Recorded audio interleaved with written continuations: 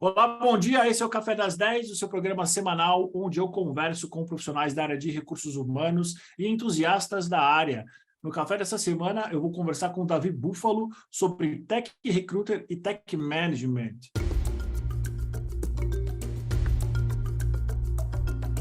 Davi, bom dia. Como é que você está? Olá, Edu, bom dia para todos que estão escutando a gente aí. É um prazer falar com você e com vocês que estão acompanhando a gente nesse canal. Davi, para quem não te conhece, quem é o Davi Búfalo no mercado de recursos humanos? Bom, vamos lá. Eu parei de contar com 15 anos de experiência, mas fiz as contas de novo esses dias, 20 anos de experiência na área de RH, foco principal em Talent Acquisition, com passagens aí e cadeiras onde eu trabalhei também com Employer Branding, diversidade, sempre dentro das áreas de Talent Acquisition e Talent Management, né? Sempre conectados com os outros temas também de pessoas, e com passagens aí por consultorias, empresas de bens de consumo, varejo, e nesse último ciclo, com uma mudança intencional aí, tecnologia para essa área. Também entusiasta da inovação e dos temas de futuro do trabalho para a RH. Foi justamente por você ter essa história profissional diversa, Davi, que eu te chamei, que eu te convidei para a gente conversar um pouco sobre Tech Recruiter e Tech Management. Primeira pergunta, Davi, você que teve vivência e tem vivência tanto nas áreas mais tradicionais quanto na área de tecnologia. Quais foram os seus principais desafios nessa mudança que você fez, de você vir de segmentos tradicionais que tinham ferramentas, tinham procedimentos já consagrados, e você veio para essa área que está em desenvolvimento, área de tecnologia. Quais foram os principais desafios que você teve? E hoje, quais são os principais desafios que uma pessoa que quer fazer essa migração, ela vai encontrar? Ótima pergunta, Edu. Acho que a principal e a mais radical mudança em termos de estratégia é que os segmentos tradicionais você precisa ter uma compreensão cada vez mais profunda do negócio para que você consiga entender como se opera melhor a área de recursos humanos. Em tecnologia é tudo muito novo, então, eventualmente, você vai trabalhar em áreas que o negócio nem existe, a empresa está criando aquele nicho, aquele negócio. Em contrapartida, já tem um desafio de mercado que é, hoje, já consistentemente maior do que os segmentos tradicionais na grande maioria das áreas. Então, enquanto nos segmentos mais tradicionais você olha muito de dentro para fora, né? Como que é o meu negócio, como que eu vou lá fora buscar essas pessoas, nos segmentos de tecnologia, essa visão ela tem que ser bastante dual. Você olha para o mercado e olha para dentro para ver como é que você vai sustentar o crescimento do teu negócio no longo prazo de acordo com uma demanda que você tem e com uma oferta de mercado efetivamente. Quem pretende migrar para essas áreas tem um caminho para trilhar nesse sentido, né? Se é de tecnologia e quer migrar para o segmento mais tradicional, primeiro começar a entender mais sobre qual segmento gostaria de atuar, e cada segmento tem a sua peculiaridade, começar a entender onde que estão os principais players desse segmento, se esse segmento está em transformação, se é um segmento mais estável, se não está, se não é, se é no Brasil, como está o comportamento desse segmento no Brasil, que é diferente também de outros países, e como estão essas empresas aqui no mercado nacional. Quem quer migrar do segmento mais tradicional para a tecnologia é começar a expandir a rede, nos dois casos isso é importante, mas principalmente em tecnologia, expandir a rede para começar a entender um pouco mais e olhar um pouco mais para o mercado de tecnologia, que é extremamente mutável. Você tem posições que são criadas do dia para a noite, e ao criar essas novas posições, você começa a ter até um revival de posições mais que não eram tão usuais, né? Por exemplo, a questão de IA, você teve um hype, está tendo um hype aí das posições de data, machine learning, etc. Mas você também tem uma demanda por uma galera que programa em C++. Quem faz C++ hoje? Então, começar a entender desse negócio, desse movimento, faz todo sentido. Muito interessante, Davi. Por exemplo, você falou áreas de atuação de tecnologia e linguagem de programação. Para você entender isso, você foi atrás de informações no Google, internet, ou eventualmente você fez algum tipo de curso, ou foi em sala de entrevista, onde você começou a aprender os caminhos da tecnologia dentro das suas várias ramificações? Foi das três formas. Quando eu comecei a querer migrar do segmento mais tradicional para o segmento de tecnologia, obviamente comecei com pesquisas e leituras e artigos. Consultei muito, eu já fazia parte dos grupos de inovação que eu faço parte hoje, principalmente a galera do Red Lab. que me ajudou bastante com esse material. Mas o curso eu achei que foi fundamental. Eu fiz alguns cursos de tecnologia aí que me ajudaram muito a entender desde como negócios em tecnologia operam numa estrutura mais de business mesmo, mais macro, até como funciona na prática a tecnologia. Não codei ainda, não comecei a codar, mas no dia a dia eu sempre pedia para as pessoas me ajudarem a entender como é que funciona, como que é essa operação, o que é back-office, o que é front-end, o que é back-end, estrutura de linguagem, etc. E isso, o aprendizado no dia a dia faz muito sentido também com o teu cliente interno, né? Com quem você atende aí. Mas eu diria que o combo é fundamental. Começa pelas leituras, passa pelos treinamentos, para você mergulhar numa prática com a galera. Davi, uma das suas áreas de especialidade, talvez mais marcantes, é o recrutamento, né?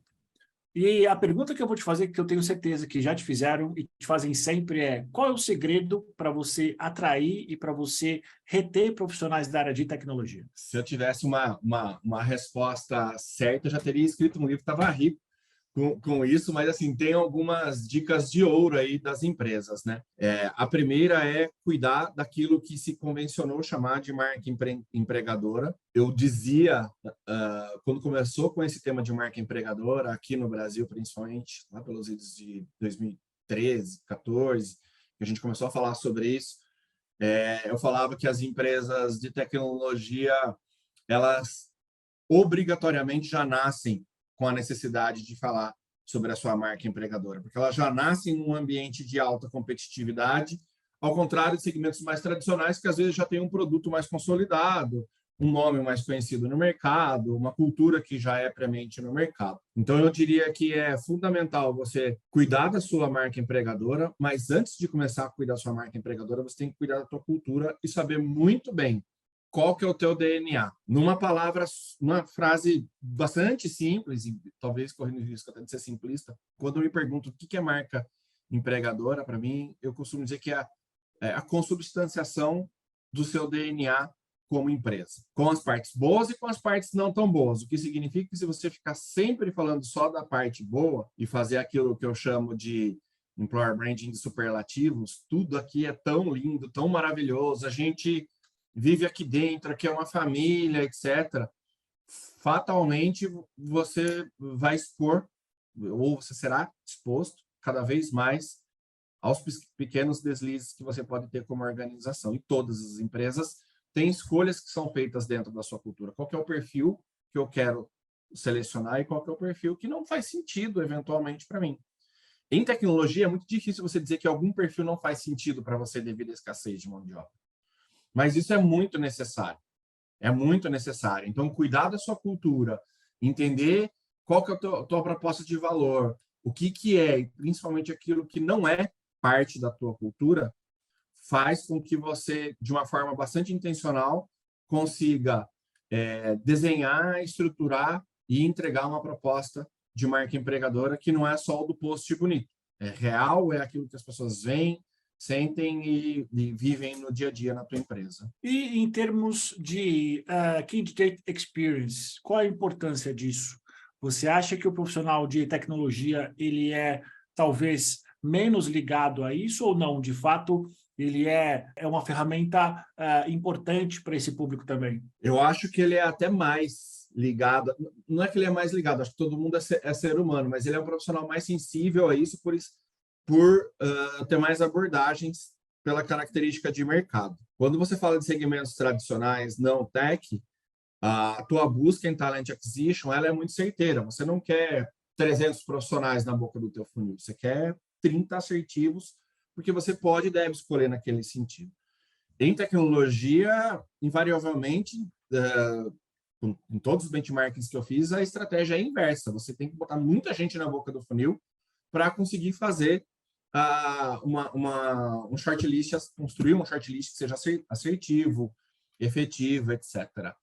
Então, aí a questão do candidate experience é fundamental para que seja trabalhado. Eu costumo dizer que antes de você pensar em employer brand, você tem que pensar em candidate experience. Independente se você tem uma proposta de marca empregadora, faz o básico na tua empresa. Você avalia todo o material, dá retorno para todos, o teu retorno é consistente, você tem um nível interessante de personalização da experiência do teu candidato dentro da empresa. Porque uma coisa é uma vaga que você vai ter que fechar, só que, eventualmente, aquele candidato vai se aplicar 1, 2, 3 vezes. Eu conheço situações de empresas muito conhecidas no mercado que são desejadas por muitas pessoas e que tem candidato que vira para mim e fala, não me candidato mais para essa empresa porque a experiência no processo seletivo dela não é legal, não foi bacana para mim. E eu não recomendo para as outras pessoas. Então, se Candidate Experience deveria ser um tema básico, não só na pauta de Talent Acquisition, mas do RH. Porque o Candidate Experience é a porta de entrada desse elemento que eu comentei anteriormente da cultura. Se você promete uma coisa, você tem uma experiência ao longo do processo seletivo, a pessoa precisa saber que aquela experiência ela continua quando ela entra na empresa, no onboarding dela, ela se perpetua nos ciclos de avaliação, reconhecimento, performance, até o offboarding dela lá na frente. Então, isso está profundamente conectado com a estratégia de negócio do RH. É um tema básico e fundamental. Quem não olha para a área de Candidate Experience hoje, está fazendo Employer Branding, começou a construir a casa do teto, cara. Muito interessante a tua visão, Davi. E uma dúvida, como você projeta esse cenário de recrutamento e seleção, o mercado de trabalho, para os próximos 3 anos? Você acha que a gente vai continuar nessa loucura de buscar profissionais de tecnologia ou, em algum momento, oferta e demanda elas vão ter uma equalização? Não acho que vão se equalizar num prazo tão curto, não, Edu. Até porque essa defasagem de formação de mão de obra e tecnologia versus a demanda que o mercado tem, historicamente, ela já vem com um gap aí de pelo menos 10 anos. Há pelo menos 10 anos a gente está falando de selecionar profissionais em tecnologia e as formações, embora sejam várias nessa área, ainda não conseguem dar conta nisso. Soma-se ao fato de que, se você começa um curso tradicional, uma faculdade tradicional de tecnologia hoje, que ela tem aí seus 4 anos de formação, quando você concluir a faculdade, o conhecimento que você adquiriu lá no começo, de pouco serve. Então, isso passa também por um modelo de revisão das estruturas curriculares dos cursos. Eu não vou dizer só do curso de tecnologia, mas de todos os cursos, porque uma pessoa que estuda engenharia hoje, ele precisa ter tecnologia na tua base curricular. Uma pessoa que estuda administração hoje, ele precisa ter tecnologia na sua base curricular. Uma pessoa de humanas, que estuda psicologia, economia ou qualquer outra matéria, ele precisa saber de tecnologia na tua base curricular, porque é um tema que vai perpassar todas essas estruturas. Então, não é só o puro tech que tem uma defasagem de mercado. São as outras áreas que também têm essa necessidade. Eu acho que nos próximos 3 anos, quando a gente fala de tech, 100% tech, vai depender muito das novas tecnologias que serão lançadas, mas eu não acho que isso vai suprir o mercado. No máximo, o que vai acontecer é uma melhor equalização das faixas salariais para alguns níveis e para algumas tecnologias, principalmente para os níveis mais básicos e mais juniores, cujas novas tecnologias tendem aí a ter uma necessidade menor de pessoas fazendo programação, já que isso é autogerado de alguma forma, né? Davi, na tua percepção holística, você entende que hoje uma faculdade de tecnologia é algo super importante para um profissional ser um bom profissional de tecnologia, ou interessa muito mais o que talvez ele seja capaz de realizar? Interessa muito mais o que talvez ele seja capaz de realizar, mas, de novo, se você pega uma boa faculdade com uma boa programação, tem coisas que só a realização ali não vão te dar essa visão de negócios que você precisa ter. Eu vejo e conheço excelentes programadores que fizeram uma faculdade de tecnologia na faculdade X, porque era um curso de 2 anos, ele precisava de um diploma. E essa pessoa é muito boa no que faz. Só que essa pessoa ela tem 20 anos em tecnologia. Então, ela já passou por históricos e empresas. A pessoa que está começando hoje e que, eventualmente, já quer aprender na prática, eu diria sim, aprenda na prática, mas procure algum curso que você possa e consiga falar sobre negócios também. e olhar para essa questão de negócio, que só o trabalho em tecnologia não vai conseguir te atender. Quanto mais você avança na tua carreira profissional, mais será exigido de você, tanto nas questões técnicas, quanto na questão de tomada de negócio. Principalmente se você for querer seguir na área de tecnologia numa posição de liderança de pessoas. Excelente, Davi. E eu não posso deixar de finalizar essa nossa conversa sem falar dos líderes de tecnologia, né? Porque muito se fala sobre o desafio do recrutamento, talvez das posições tático-operacionais, mas e das posições de liderança? Quais são os principais desafios de desenvolver um líder de tecnologia ou um líder de negócios virtuais quando a gente compara ao cenário tradicional de liderança? Primeiro que é uma escola relativamente nova, né, de formação de líderes em tecnologia. Muita gente que já ocupa já há alguns anos cadeiras de gestão em tecnologia sabem que provavelmente alguns profissionais estão ali porque eram tecnicamente muito bons, sabiam do negócio, sabiam da tecnologia, mas não tinham lá muita experiência com liderança de pessoas.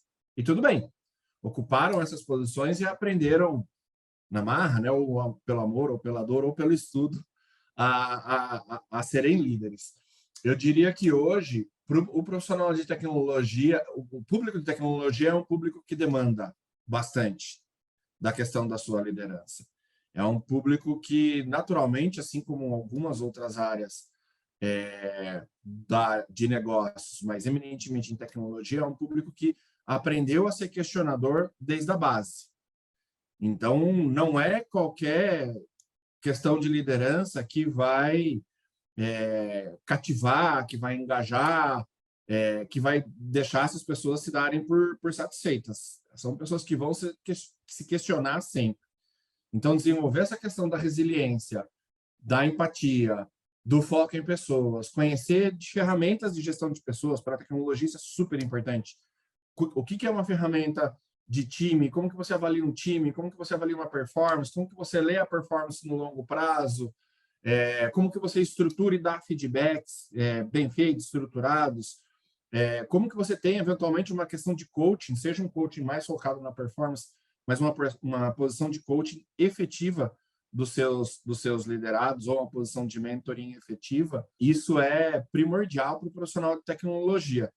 Cabe ao RH desenvolver isso dentro de casa, mas cabe à organização olhar isso como uma formação dos seus líderes, porque o profissional de tecnologia ele não está apartado dos outros negócios, das outras áreas, mesmo que seja numa empresa puramente de tecnologia. Você vai ter sua área de marketing, sua área de RH, sua área de venda, sua área de operações. Então, olhar isso de uma maneira holística e sem deixar de lado as nuances que esse público de tecnologia tem é fundamental para o profissional líder de tecnologia se desenvolver. E eu diria que, quando a gente fala de talent acquisition no mercado, esse é um grande diferencial. O profissional que tem esse domínio e que segue nessa posição mais executiva, mais de liderança ou de coordenação de times, e que já tem, que já tem isso desenvolvido, ele já sai na frente com muitos outros profissionais, porque quando você é um líder, você entrega através dos outros, não é apesar dos outros. Então, você tem que conseguir dar a visão de longo prazo para o teu time, conseguir estimular o teu time a buscar essa visão de longo prazo e que, tecnicamente, seu time se sinta instigado a fazer o melhor para conseguir entregar esse resultado. Excelente, Davi. Muito obrigado pela sua participação. Existe alguma coisa sobre o tema que você gostaria de falar que eu não te perguntei? Eu acho que é legal a galera que está nos ouvindo. Saiu um relatório do Fórum Econômico Mundial, que tem mais de 90 páginas, não precisa ler o relatório inteiro, mas pega esse relatório, dá uma lida, porque lá eles falam numa situação pré-chat GPT, pré-LLMs, sobre as skills dos profissionais do futuro. E ali, vou dar um spoiler, você vai ver que entre as 10 principais skills desses profissionais, 7 ou 8, se não me engano, são skills de performance, são skills de pessoas, são skills que não são skills técnicas. Isso mostra a necessidade de você se desenvolver o seu autoconhecimento, se aprimorar como pessoa, independente se você vai ser um líder de pessoas ou não, e das organizações para trabalharem esse ponto também para o futuro. A gente tem falado muito de colaboração, né, com IAs. Se você é puramente técnico, a IA pode substituir esse gap, talvez uma performance muito melhor, mas empatia, criatividade, solução de problemas, isso é uma coisa que são características humanas que serão cada vez mais exigidas de nós todos. Então fica a dica. Muito bom, Davi. Muito obrigado pelo seu tempo. Vou deixar os seus dados de contato na descrição daqui do vídeo e, é claro, já faço o convite para você voltar sempre que você quiser. Obrigado pelo convite, Edu. Obrigado a todos que acompanharam a gente aí. Podem me conectar via LinkedIn também, quando vocês quiserem, que eu adoro, como vocês viram, trocar ideia sobre o assunto. Valeu. Obrigado, Davi. Para você que está vendo, a gente está ouvindo. Até a semana que vem.